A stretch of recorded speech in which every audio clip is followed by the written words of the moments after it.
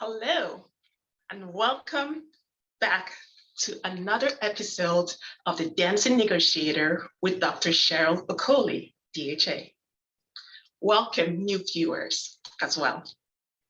So, this is the episode and show where you learn everything about conflict, the what, the who, and the how. And I also share tips about useful frameworks and mnemonics that can help you navigate the world of conflict in your workplace. So with not much ado, welcome, and I will begin to share my screen for this particular episode. So this particular episode has been purposefully entitled, Let's Start at the Very Beginning. You might ask, the very beginning of what? Very good question. So I would like you to think about the movie, The Sound of Music. You may or not have watched it, but if you have not, I highly recommend it for the family during this holiday season that's upcoming, okay? So why do I mention The Sound of Music? Some of you might remember a little jingle that she had when she was teaching people how to either play the guitar or any musical instrument of some kind. You always start at the very beginning of whatever it is you're teaching. So before we go into who I am, I would like to remind everyone about who I am. For those of you who do not know who I like to describe myself from a social, spiritual, and professional perspective. So I am a child of Yahweh. You might be, who is that? What is that? I'll let you research it. I'm also a daughter, a sister, a friend. I am a change agent, an advocate, a business owner. I love to dance, hence the title of my show, The Dancing Negotiator. I am a visionary. I am also a healthcare consultant, and I am a coach as well. So with that in mind, let us delve a little bit more so you can understand a little bit of what my services are, if indeed you do want to partake of them. So I have a business called Shalom Eagles Wings, and for the administrative arm of services, think of anything to do with organizational development. So anything from quality improvement, strategic management, risk management, change management, and review of documents. And like I mentioned earlier, I am a conflict coach as well. So I provide services for all employees, regardless of your hierarchy in an organization. You can reach me at cheryl@shalomeagleswings.care. My website is www.shalomeagleswings.care. Why? Why care? Because I do care for you. And Win-Win Women cares about women of the world. We like to care, connect, and collaborate. So keeping that in your mind, let us delve into this episode. So like I hinted at the beginning, let's start at the very beginning. The beginning is always a very good place to start. Last time, we built a foundation about what conflict was. I mentioned that conflict can be likened to a coin. You're like, how so? Well, a coin has a head and a tail. Similarly, conflict has two sides to it, constructive and destructive conflict. So today, we're going to be talking about the first A of an original mnemonic to deal with conflict. It is the first A's of the 5 A's of conflict resolution, and that is mine actually. So I'd like to share with you the first A, which is assess. So pause again, just like when you begin to read, if English is your first language, you start with your alphabet, the ABCs. If you're musically inclined, you start with do, re, mi. So for the first A of conflict resolution, we're gonna start with assess. Now, pause there. You might be assess. Well, that's easy enough. Yes, it might sound easy, but how? do you assess conflict? Should you be assessing conflict? So the first thing actually you want to do is ask yourself, in this conflict situation I find myself, is it worth getting into? Most importantly, is the timing right? If you say yes, well, join me. Let's start assessing. Before we assess, I would like to introduce two tools to you. So with assessing, normally you think of why. Why is this conflict happening? Excellent question. So I'd like to invite you to think about a tree. You've probably heard of root cause analysis. You might have heard that term circulated in various industries in the workplace. So think about that tree. When you think of a tree and when you see a tree, usually all you can see is everything above the ground level. So that would be the trunk, the branches, and the leaves. You don't normally see the roots.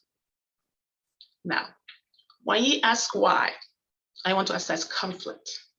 You want to dig to the roots to find out what is causing this conflict, correct?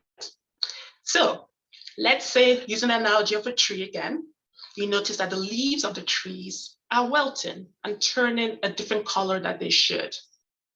Well, I could speculate and say, oh, perhaps it's because there's lack of adequate sunshine, lack of oxygen, or maybe it's very windy. That could very well be. Those are all good speculations and possible causes of why the tree might be wilting or dying. So I might say, oh, maybe it's not getting enough water. Well, that could be, but again, we do not know what's happening in the root level, at the root levels rather. So similarly, I want to introduce a tool, which is actually two tools, to be quite honest, because we're going to ask why. Believe it or not, there's a root cause analysis framework which asks why. It's called the 5 whys.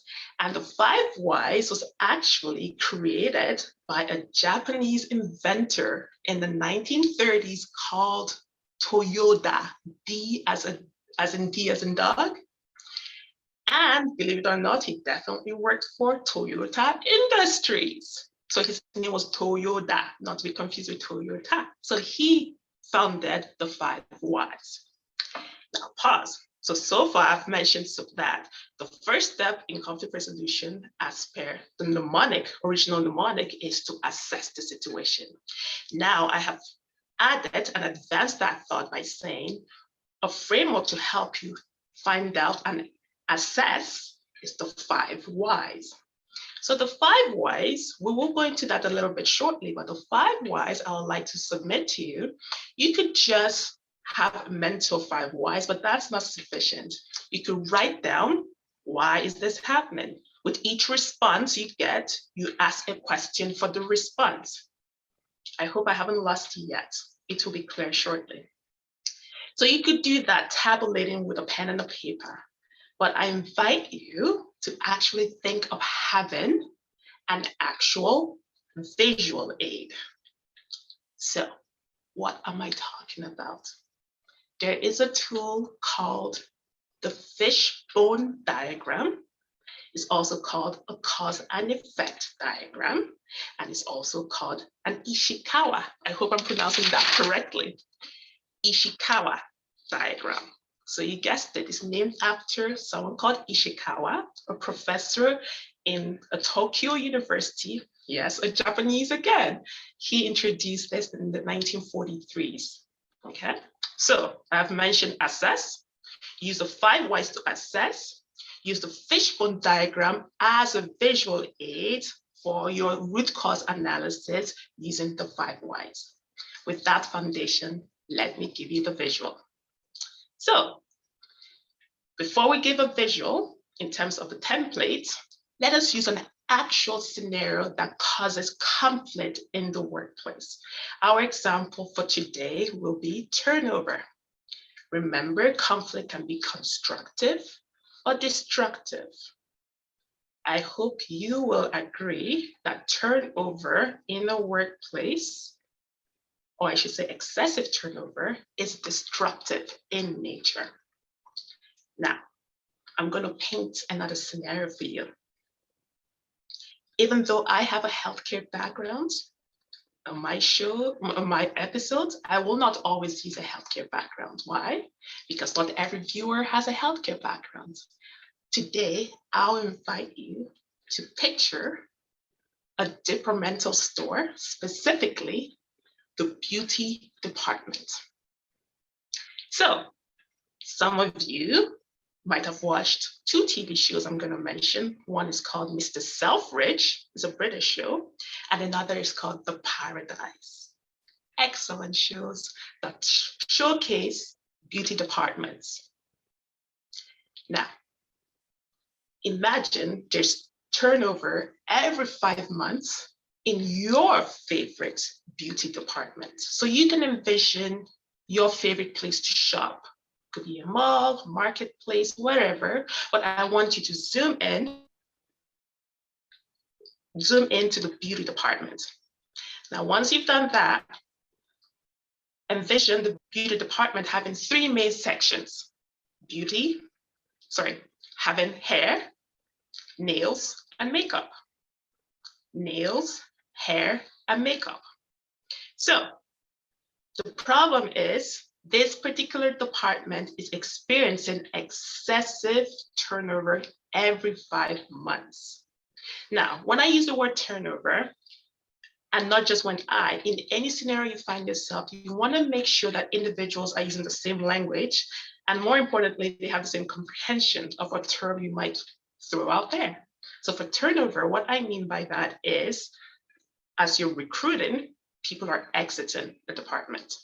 So they could be healthy exiting in terms of the turnover, whereby it could be someone might say, you know what, I've worked in this department for years. I don't see any other chances of advancement for me.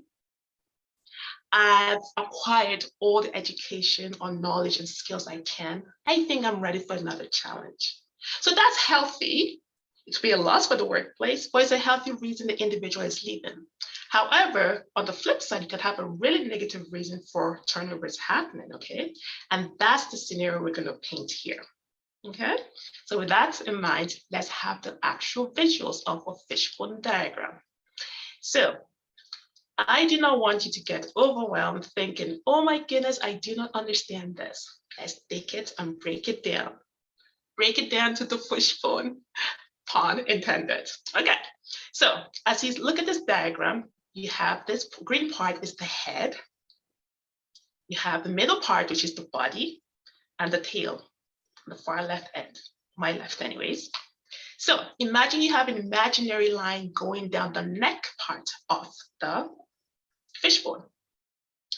So you might recall I mentioned this diagram, the fishbone diagram can also be called a cause and effect. So according to this particular template, when you look at the word effect, effect represents the issue causing the conflict. I hope that's clear for you. The issue causing the conflict, okay? So in this case, it's the turnover every 5 months in a beauty department. The body is where you mention the different causes that could be causing the turnover. However, when you use the fishbone diagram, it was created in such a way that it can be applied in the manufacturing industry or in a service kind of industry. So given that we're using a beauty department, we're going to apply the service industry categories. So standard categories would be when you're looking at the root cause analysis, trying to find out why an issue is happening, there's standard categories for the service industry. So those would be the people, policy, measurements, environment, material, and procedures. So here's a question for you. You'll get it, don't be afraid. So the issue is turnover, excessive turnover in the beauty department.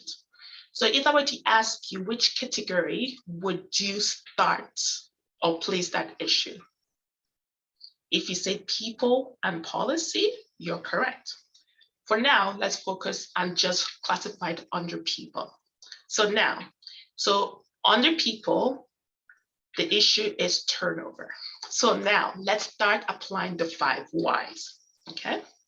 So let's imagine Cheryl, was invited to be the consultant to come into this organization to find out why there's excessive turnover. The first question I will ask is, why is there excessive turnover? A response I can get is, we are not getting enough shifts. So you can put as a heading as the first cause as lack of shifts.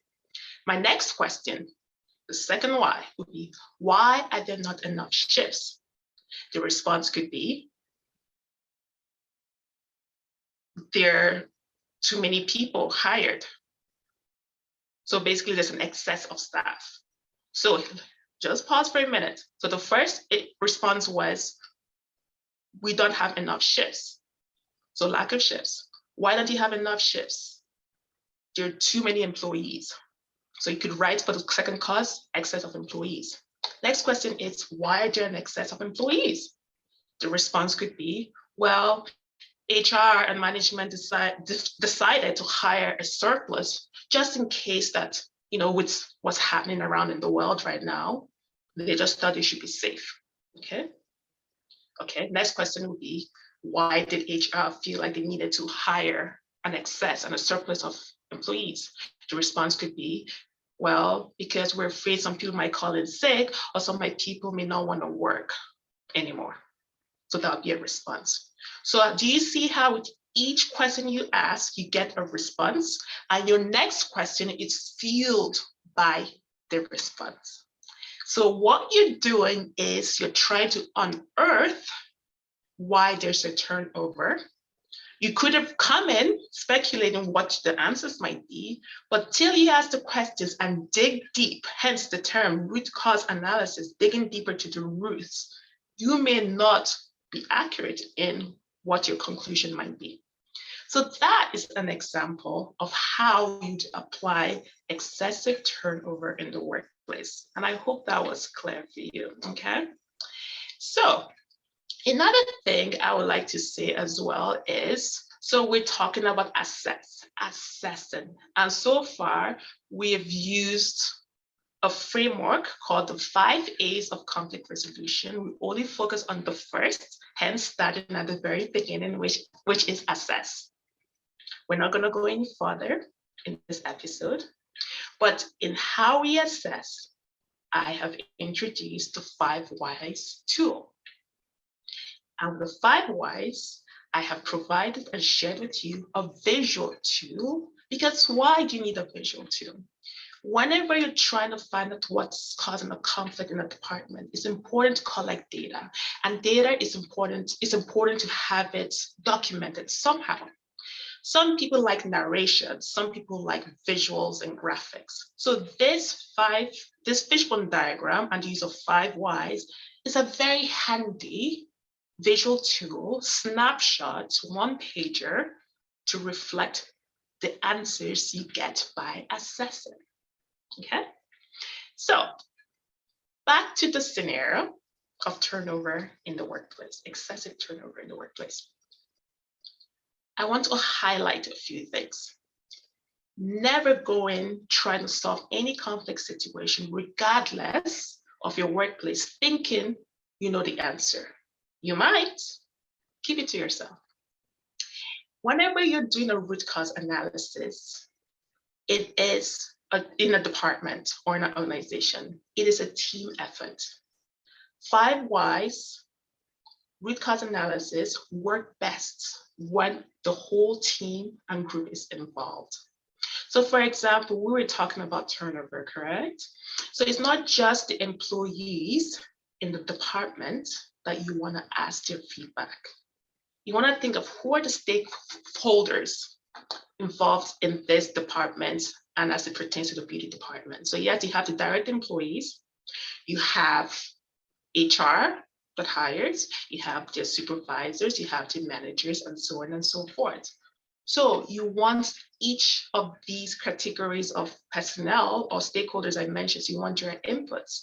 And of course, you probably want the input of the customers as well, right? because the customers come and shop there. So even though we're assessing, I also want to mention when we talk about the turnover for the beauty department, another thing we can do. So again, coming in as the consultant, I have established we need to ensure we get the feedback of all stakeholders. So in that case, I have to make sure that I actually ask each category. So the manager, what are your thoughts? The staff, what are your thoughts? Customers, if I get a chance, what are your thoughts? So I'll pull out my pen and paper and ask, okay, your department runs from 8 a.m. to 8 p.m. Some of the employees have mentioned that there's surplus of staff. Okay, why is that? For the day shift, let's say you need a minimum of 3. Why? Because I mentioned it's the nail, hair, and makeup. So that's the minimum, but that's not ideal. Why? Because they can be relieved for their breaks. They can have lunches. So in a world when all your wishes can be granted, you can have double of that. So let's say 6. That way they can each cover each other for breaks and lunches. But the organization might say, we don't have the budget for that. So in that case, what can you do? I suggest you can advocate to have at least 4. Why 4? The 4th person will float between the different stations of the department and relieve each other for breaks. And similarly, you can do that for the evening staff, right? So that would give you a basic structure of a staffing need so that there's not a surplus of staff and staff will get enough shifts. Now you might ask, we already established there's a surplus. So the question could be, maybe you could potentially have them taken to a different part of the organization and they can be used elsewhere. No one wants to be laid off. People need their source of livelihood. But worst case scenario, when an organization does have a surplus, they might have to actually lay people off. But we do not want that to happen. Okay. So now let me pick another scenario. So in the first instance of turnover, the first answer that was elicited was the excessive turnover in the beauty department was because the employees were not getting enough shifts. How about, imagine there was another answer that came forth. What if the other answer that came forth was this? People are tired. So again, using the 5 whys, you want to dig. Okay, people are tired. Why are people tired? So the response could be they're overworked. So the other question would be why are people overworked? It could be because they're working overtime. Okay, so right there, there's another angle coming out. Why are they working overtime? The response could be because they're short-staffed. And then why are they short-staffed? People are sick. So with each answer provided provides an opportunity to delve even deeper with each answer. You don't want to overwhelm yourself by looking at all the angles of how you can solve each and every response. Start small, do it well, test it. When you get the result you want, move on to the other areas that were unearthed. I hope that makes sense, okay? So going back to this diagram here, we had established that turnover falls into the category of people or policy, either one. So for people, because individuals are actually leaving, policy could be the HR hiring processes. Maybe that needs to be tweaked. Why are they hiring too many people? We've mentioned why in the initial scenario. So that would need to be reevaluated. So these 2 areas apply in this scenario of the turnover, okay? So environment, that could apply when you talk about, for example, they mentioned the world we find ourselves, AKA the pandemic. Yes, that could be environmental factors influencing the excessive turnover.